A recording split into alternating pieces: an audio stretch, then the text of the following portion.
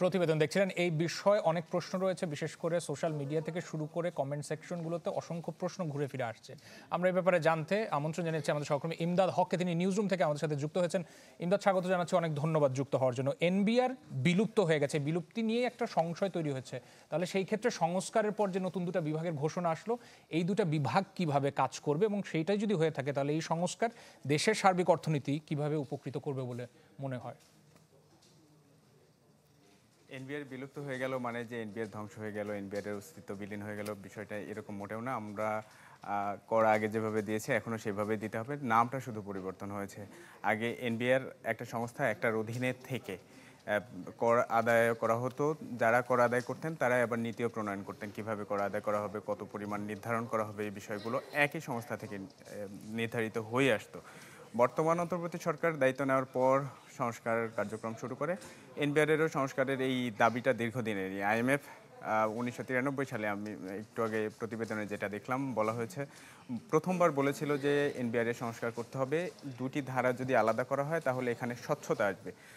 কর আদায়ের যে পদ্ধতি আছে সেখানে এই স্বচ্ছতা নিশ্চিত করা গেলে তখন অনিয়ম দুর্নীতি অনেকটাই কমে যাবে। এই জন্য আইএমএফ বরাবরই বলে আসছে, রাজনৈতিক সরকার এদিক থেকে অনেকটাই অনীহা। এর কারণও রয়েছে, কারণ হচ্ছে যারা কর আদায় করে থাকেন তারা একটা চেইন মেনটেন করেন, যেটার জন্য কাঙ্ক্ষিত মাত্রায় সরকার রাজস্ব কখনোই পায় না। আবার সরকারও প্রতি বছরই লক্ষ্যমাত্রার চেয়ে বেশ কম আদায় নিয়ে তাদের বাজেট বাস্তবায়ন করে থাকে।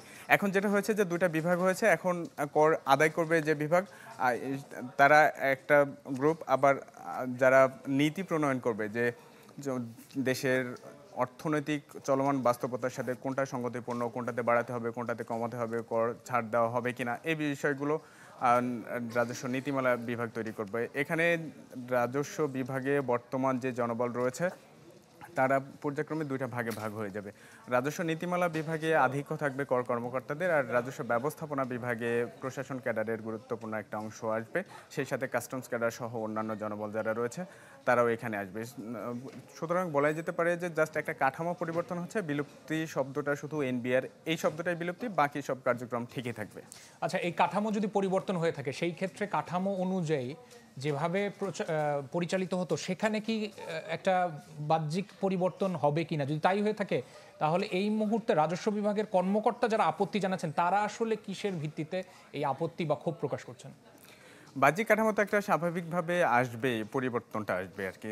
এর আগে যেমন একটা সংস্থার অধীনে সবগুলো কর্মকর্তা দায়িত্ব পালন করতেন, তারা তাদের নিজেদের পছন্দ মতো নীতি প্রণয়ন করতেন, সেইভাবে কর আদায় করতেন। এই কাঠামো পরিবর্তনের ফলে সেই সুযোগটা থাকছে না। তাদের আপত্তির বড় একটা জায়গা হচ্ছে যে পরামর্শ কমিটি অন্তর্বর্তী সরকার যখন গঠন করে, সেই পরামর্শ কমিটি এনবিআর সহ সংশ্লিষ্ট অংশীজনদের সাথে আলাপ আলোচনা করে পরামর্শ দিয়েছিল অন্তর্বর্তী সরকারকে। গত 17 এপ্রিল যেটি প্রধান উপদেষ্টার কাছে হস্তান্তর করা হয়, এর আলোকেই গত সোমবার রাতে অধ্যাদেশ জারি করা হয়। আপত্তির বড় একটা জায়গা হচ্ছে যে এই দুইটা বিভাগে আগে একজন মাত্র সচিব ছিলেন, যিনি আইআরডি এবং এনবিআর দুটা বিভাগ দেখাশোনা করতেন। এখন দুইটা বিভাগে দুজন সচিব থাকবেন। এই সচিব অর্থাৎ এই সংস্থার প্রধান নির্বাহী হিসেবে কারা পদায়ন হবে?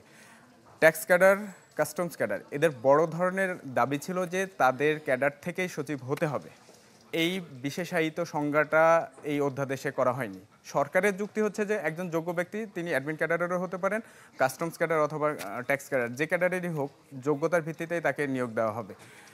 এই এই সচিব মর্যাদার পজিশনটা যখন তাদের মধ্য থেকে একদমই নিশ্চিত হলো না, তখনই এটার জন্যই তাদের বড় ধরনের একটা আপত্তি দেখা গেছে। এদিক থেকে অ্যাডমিন ক্যাডাররা সরাসরি কিছু না বললেও তাদের ব্যাখ্যাটা হচ্ছে যে কিভাবে প্রশাসন পরিচালনা করতে হয়। অ্যাডমিন ক্যাডারের লোকজন বিভিন্ন ধাপে অভিজ্ঞতা অর্জন করে নিয়ে আসেন। ওদিকে চিকিৎসা মন্ত্রণালয় যেটা রয়েছে, স্বাস্থ্য মন্ত্রণালয়, সেখানে যদি চিকিৎসকরা দাবি করেন যে আমরা আমাদের চিকিৎসকদেরকে সচিব বানাবো, শিক্ষা ক্যাডারের কর্মকর্তারা যদি দাবি করেন শিক্ষা ক্যাডার থেকে সচিব হতে হবে, তাহলে একটা আমলাতান্ত্রিক জটিলতা তৈরি হবে। আমলাতান্ত্রিক এই জটিলতার মধ্য দিয়ে এই আন্দোলন ঢুকে গেছে, এই আন্দোলনও পরিচালিত হচ্ছে এনবিআর এর পক্ষ থেকে। তাহলে এই যে সংশয় এবং এই যে কাঠামোগত পরিবর্তনের কথা বলা হচ্ছে, তাতে করে রাজস্ব আদায়ে কোনো প্রভাব পড়বে কি? রাজস্ব আদায়ে কোনো ধরনের পরিবর্তন হবে না, বরং এনবিআর এর ভূমিকা নিয়ে বরাবরই প্রশ্ন আছে। গত ৫০ বছরে যে নির্ধারিত লক্ষ্যমাত্রা সরকারের পক্ষ থেকে আরোপ করা হয়, সেটি কখনোই এনবিআর কখনোই পূরণ করতে পারেনি। বরং ব্যবসায়ীদের পক্ষ থেকে বরাবরই হয়রানি এবং নানা ধরনের অনিয়ম দুর্নীতির অভিযোগ রয়েছে। অটোমেশন পদ্ধতি চালু করার কথা এনবিআর এর পক্ষ থেকে উদ্যোগ নেওয়া হয়েছে কয়েক বছর ধরে।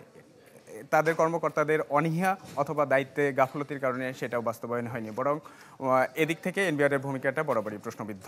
ইমদাদ, অনেক ধন্যবাদ আমাদের সাথে যুক্ত হওয়ার জন্য। আমাদের সহকর্মী ইমদাদ হক নিউজরুম থেকে যুক্ত হয়েছিলেন। এনবিআর এর সংস্কার নিয়ে কথা হচ্ছিল তার সাথে।